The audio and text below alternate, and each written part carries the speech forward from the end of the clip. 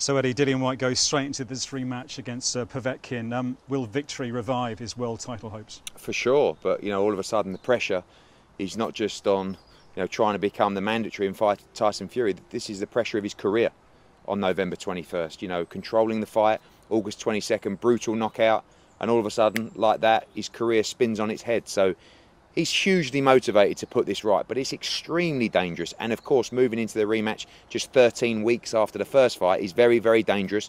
But Dillian Whyte wouldn't have it any other way. Have you explained to him, though, the consequences of another defeat? Would it be terminal for his career? I think it's terminal for his world title chances, and that's obviously the ultimate aim for Dillian Whyte. So I think he knows the pressures. He was deeply disappointed with getting knocked out from an amazing bit of skill from Oleksandr Povetkin, and he's got to put that right.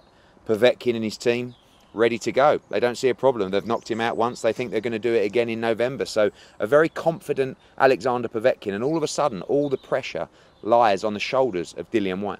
Whyte was the mandatory challenger. Do you think that Tyson Fury was relieved that he lost?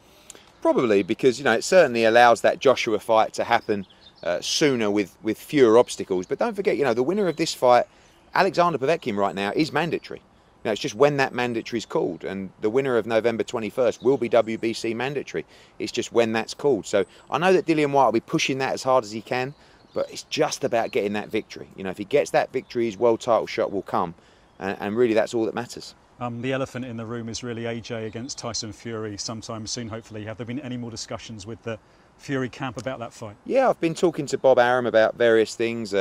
Crawford against Brook, which looks close to happening as well, and Fury against Joshua is a big ambition of everybody involved, to be honest. I think we want to talk about it, but we also want to take care of business, which is Kubrat Pulev for AJ and Deontay Wilder for Tyson Fury. But I'm very sure you're going to see two versions of that fight in 2021.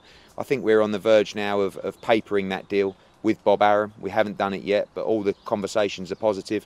We have a lot on our plates with the pandemic and making sure we keep boxing alive and trying to deliver those fights for AJ and Fury. But I think 2021, I'm very sure you will see those two fights. And AJ against Pulev, a date, a venue and fans?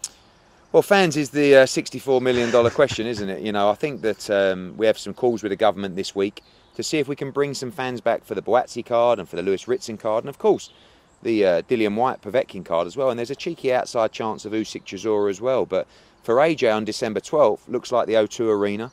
We want to make sure we can get that place full up again with great people and great fans and great energy and great noise.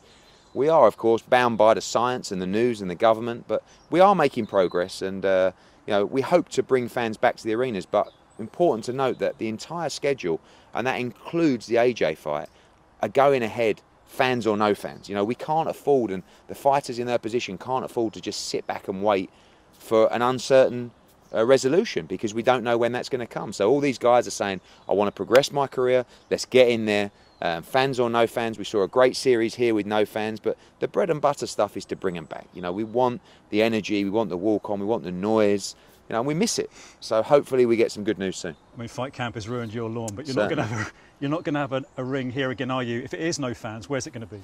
Well, there's a number of places that we're looking at the moment, and I think we want to do something special. We want to build something special.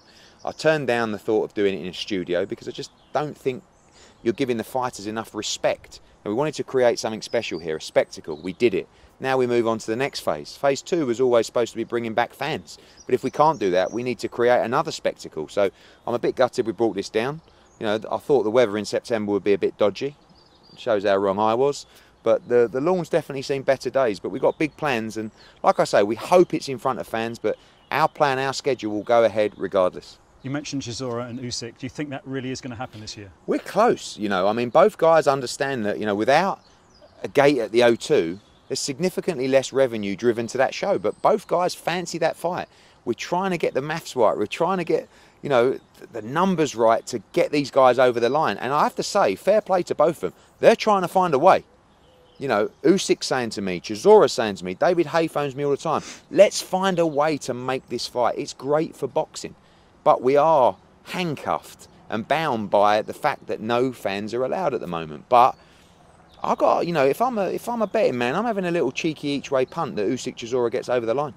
An Usyk mandatory challenger to AJ. Could he throw a spanner in the Joshua Fury fans? For sure, yeah. Look, he's not stepping aside. You know, he wants to fight the winner of Joshua against Pulev for the WBO world title.